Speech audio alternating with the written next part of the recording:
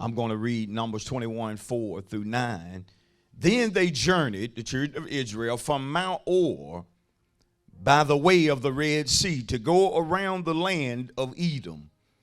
And the soul of the people became very discouraged on the way.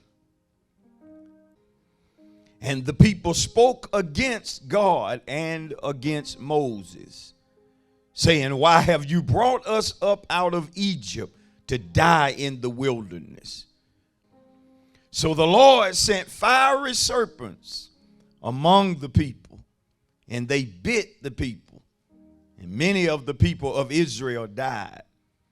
So Moses prayed for the people.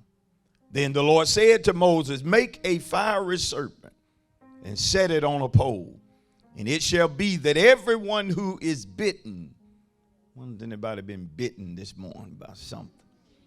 When he looks at it, he shall live.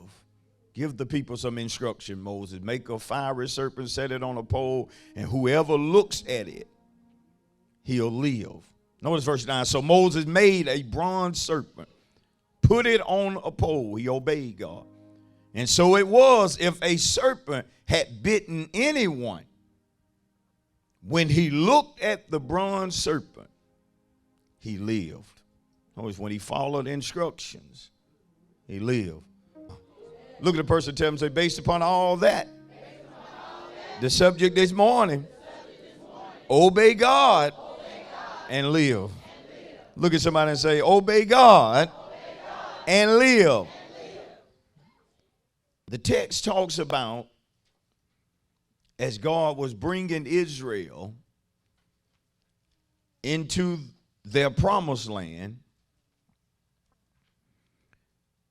that many of us know that when you look at the story of the history of Israel coming out of Egypt and journeying to the land of Canaan, most of us would admit for them that it was not an easy journey.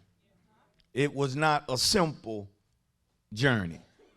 And I think this morning that we need to take note that, yes, God has great things for us, but it may not always be an easy journey.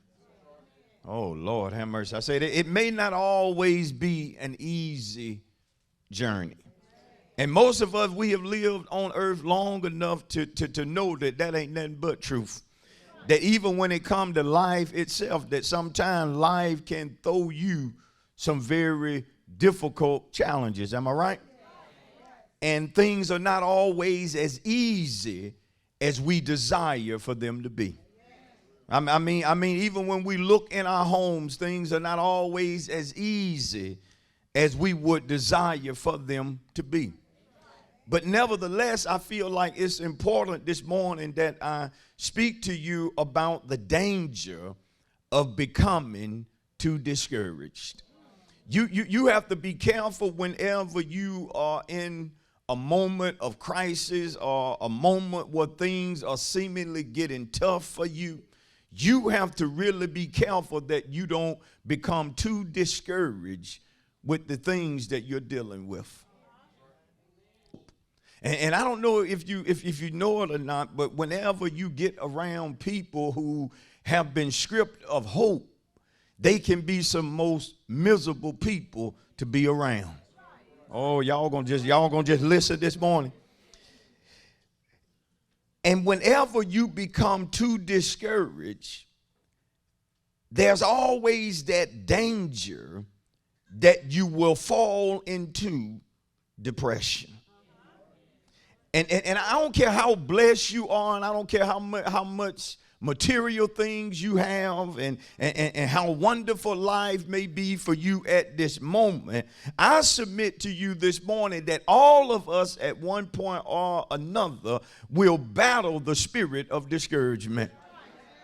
I said I should have got for a loud amen, because many of us know that to be true this morning, that life will just sometime be to the point to where you are battling a spirit of depression. I mean, it's to the point to where depression will try to show up, and no matter what you try to do to be happy, it's as if depression will not leave you alone. It's just something that seems like it had just made up in its mind that it's going to camp out with you, no matter how much you keep smiling, no matter how much you keep praying and so forth. It just seems like depression just continues to knock at the door. Oh God, I'm wondering this morning, is there anybody in church that have been battling with discouragement? But I need to really teach this morning, because whenever you are in such a place, you have to learn to fight to be happy.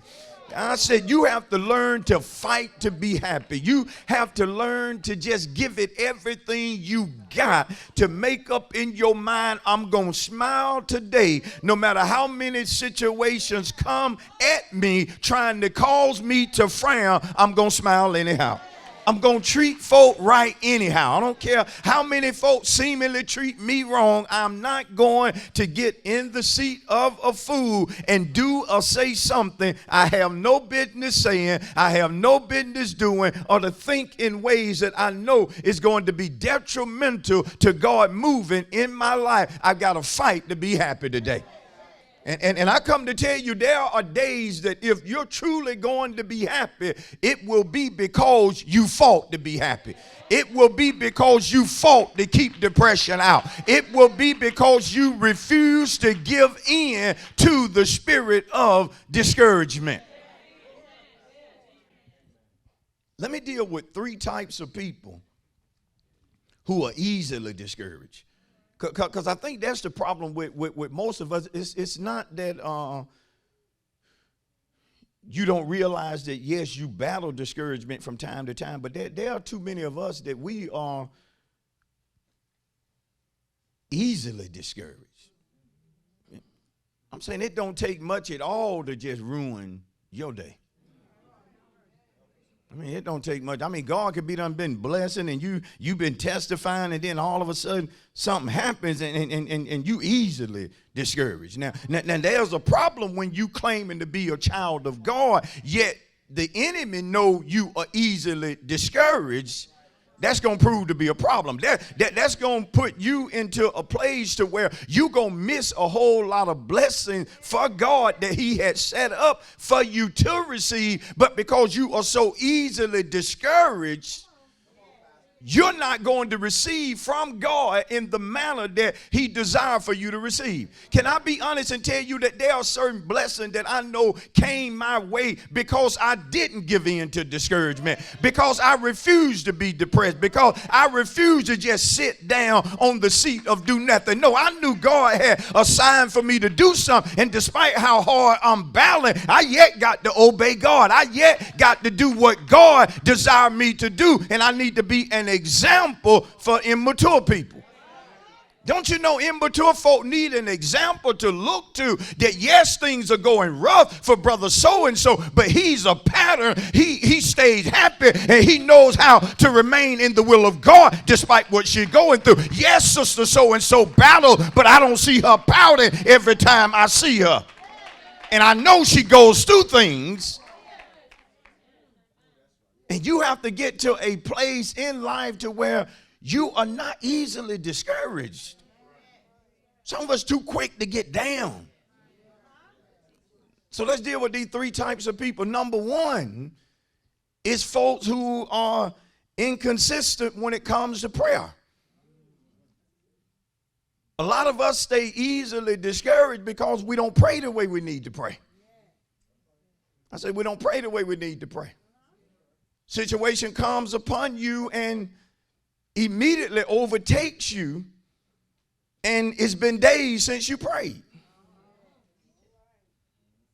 You can't be the type Christian that you gonna wait till something bad happens before you pray. No, because 9 times out of 10 when something bad do happen, you're not even gonna be in the place to pray, even though you know prayer will help you. You're gonna get so discouraged that you ain't going to desire to pray. See, I love what Luke 18:1 say. Men ought to always pray and not lose what? See, prayer is that which will keep you strong. But you just can't deal with everyday problems as a Christian and you're not praying and then wonder why you stay depressed or oppressed. You're not praying the way you need to. And sometimes when God has deemed you to be mature or he's elevating you, your prayer life has to elevate. You can't continue to pray on the same level and think you're going to experience the same deliverance that you did praying like you prayed last year. How many have recognized that God had put you in a season where you had to up your prayer? You had to do spiritual warfare in prayer. You had to not only pray for yourself, but you had to pray for other folk. Am I right? Am I right? Praying why? So that I don't get too discouraged. I'm dealing with a whole lot.